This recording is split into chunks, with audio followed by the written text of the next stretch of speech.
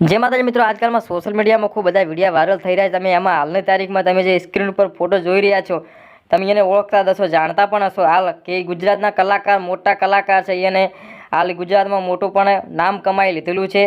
અહીંયાનો કેમ હાલની તારીખમાં વિરોધ થઈ રહ્યો છે, યુટ્યુબમાં, ઇન્સ્ટાગ્રામમાં હાલ એની ચર્ચાઓ થઈ રહી છે કે હાલ એ શું કહેવા માગે છે વિડીયામાં, એ તમે સાંભળજો શાંતિ છે। જેટલો બને એટલો વિડીયાને શેર કરજો।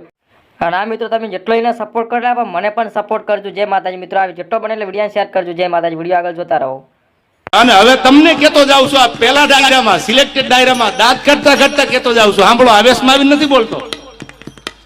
હવે માફી માંગુ તો હું ડાયરા મૂકી દઈશ। હવે તમારે જેને આવવું હોય એને વયા આવજો, પણ ડાયલોગ બાજી ન કરતા સામે વયા આવો। મોરે મોરો મારી દો તો માનું મરદના દીકરા છો। અને હવે કોઈ ભાઈડો માફી મગવી દે તો હું ભાઈડો અહીંથી ડાયરા મૂકી દઈશ। આ મારી તમને જીભાન છે। નીકળી હાલ્યા છો ગામની પ્રજાને બગાડવા યાર। સારું શીખવાડો ને, સારી વાતું કરો ને, બાયું ચડાવવાનું શું કામ શીખવાડો છો?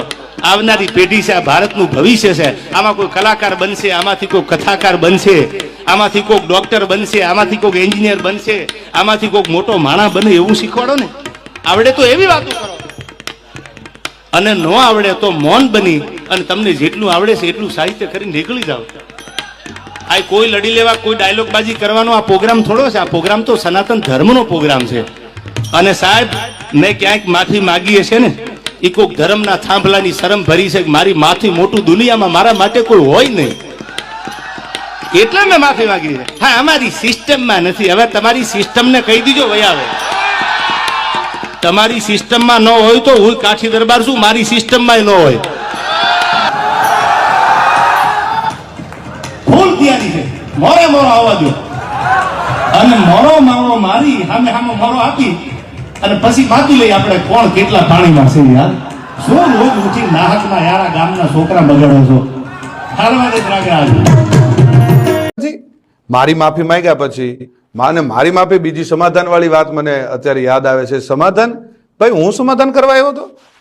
આપ શ્રી આપના 50 જણાને દોડાવ્યા હતા કે બ્રિજરાજદાનભાઈ યાર જલ્દી સમાધાન કરાવી દો, નકર આમ થઈ જશે ને તેમ થઈ જશે। એટલે એ બધી વાતો બંધ કરો। અને બીજી હજી એક વાત કરી દો, 18 વર્ષને સાથે લઈને આલો છો, કેદી આવેલા તમે ખબર નથી?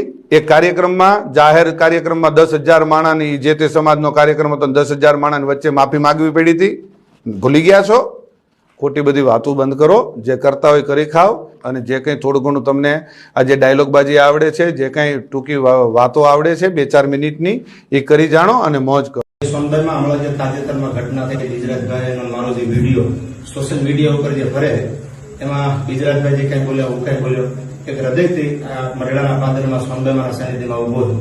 કારણ કે ઈશ્વરદાનભાઈને અને ચાવણ સમાજને મારા શિરોમાં માન્યા છે, જીવીશ ત્યાં હું માનવાનો છું। ત્યારે મારા બોલવાથી કાંઈ બિજરાજભાઈની કે અથવા ઈશ્વરદાનભાઈ નાખાઈ પરિવારની કંઈક લાગણી દુભાડ્યું કે મારા શબ્દોથી દુઃખ થયું તો હૃદયથી માફી જાઉં છું, મારી ભૂલ ગણાય।